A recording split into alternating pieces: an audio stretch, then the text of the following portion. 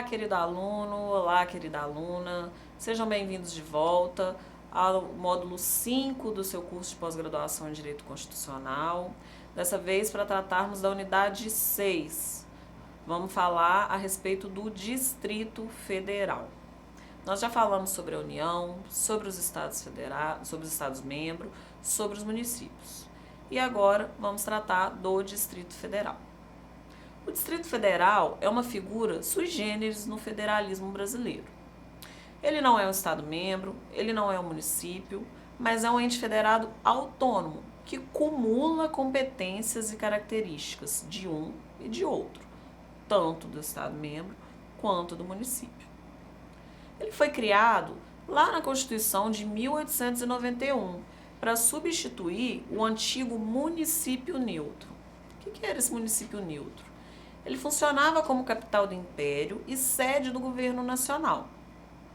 Aí, lá em 1891, ele foi substituído pelo Distrito Federal. A existência tanto do município neutro naquela época quanto hoje do Distrito Federal decorre da necessidade que as federações apresentam de possuírem um local para estabelecimento do poder federal, quer quando representando a União, quer quando representando a República Federativa. Vamos lembrar que, como a gente já viu, a União representa, tanto a República Federativa quanto no âmbito interno se apresenta como um ente autônomo. Mas se cada Estado-membro tem o seu território definido, cada município tem o seu território definido, a União contempla todo esse território, todo o território nacional. Ela precisa de um local físico para se reunir, para receber os seus governantes, para os seus governantes se estabelecerem, tanto do âmbito legislativo quanto do âmbito executivo. É necessário que haja um local. E aí a gente tem hoje o Distrito Federal, que é esse local, esse lugar. Por ser um ente federal autônomo, o Distrito Federal, da mesma forma que os demais entes da federação, também possui as prerrogativas de autogoverno, auto-organização, auto-administração e auto-legislação. Mas a gente vai ver que em determinados momentos essas características se aproximam das características dos Estados-membros e em certos momentos essas características se aproximam das características dos municípios.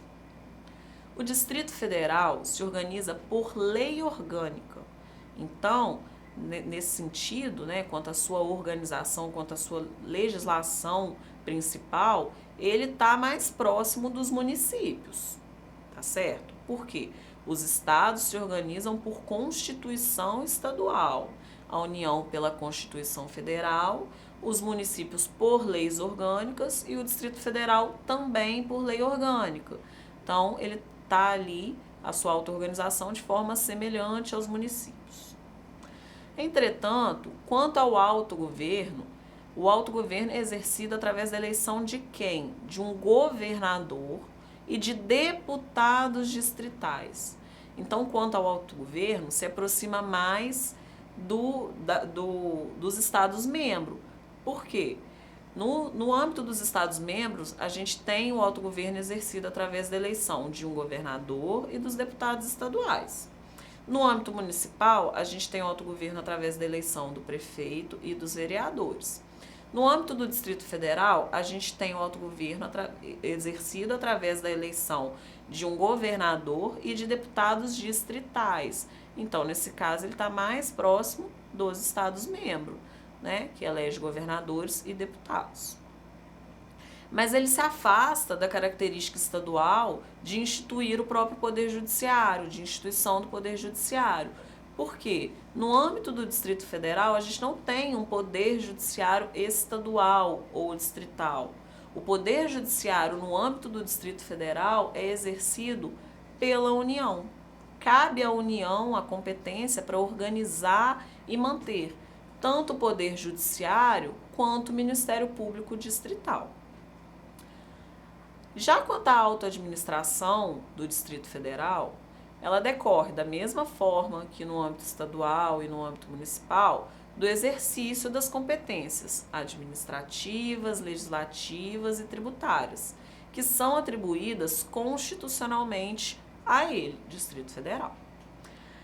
O Distrito Federal cumula as competências estaduais e municipais, mas não de modo absoluto, já que, em determinados aspectos, a opção constitucional foi por deixar a cargo da União a competência legislativa e administrativa no âmbito do Distrito Federal. Então, apesar dele ter competências estaduais e municipais, em determinados momentos, quem vai exercer a competência tanto administrativa quanto legislativa vai ser a própria União, a exemplo da organização do Poder Judiciário, do Ministério Público, das polícias civil e militar e do Corpo de Bombeiros. Por fim, a autolegislação se dá através das leis distritais, naquilo que não for expressamente atribuído à União pela Constituição. Porque, como a gente acabou de dizer, cabe à União controlar determinadas situações, determinados temas dentro do âmbito do Distrito Federal. Então, as leis distritais só vão tratar daquilo que não couber exclusivamente à Constituição. Vale ressaltar ainda que a Constituição vedou a possibilidade de o Distrito Federal dividir-se em municípios. Então, a gente não tem municípios dentro do Distrito Federal. A gente tem Brasília como capital federal, que está dentro do Distrito Federal, e podemos ter ali cidades satélites, mas não temos municípios. Isso, diferencia o Distrito Federal tanto dos Estados-membros e a nossa Constituição de 88 trouxe essa previsão de modo distinto das constituições anteriores. Nas constituições anteriores, era o Distrito Federal que era a capital e não Brasília. Desde a criação do Distrito Federal, A gente sabe, olhando para trás na nossa história, que o Rio de Janeiro já foi capital federal, que Salvador já foi capital, mas houve tempos em que o Distrito Federal era a capital federal. Hoje não é mais. A Constituição prevê que Brasília é a capital federal. Para terminar, vamos ver o que preceitua o artigo 32 da Constituição Federal de 88. Olha só. O Distrito Federal, vedada sua divisão em municípios, reger-se-á por lei orgânica, votada em 2 turnos, com interstício mínimo de 10 dias e aprovada por 2/3 da Câmara Legislativa, que a promulgará atendidos os princípios estabelecidos nessa Constituição. Parágrafo 1º. Ao Distrito Federal são atribuídas as competências legislativas reservadas aos estados e municípios. Então, o parágrafo 1º aqui está salientando a autolegislação e a auto-organização do Distrito Federal. Parágrafo 2º. A eleição do governador e do vice-governador, observadas as regras do artigo 77 e dos deputados distritais, coincidirá com a dos governadores e deputados estaduais, para mandato de igual duração.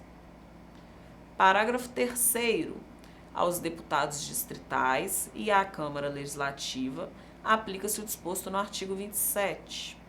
Parágrafo 4º. Lei federal disporá sobre a utilização do governo do Distrito Federal, das polícias civil e militar e do Corpo de Bombeiros Militares.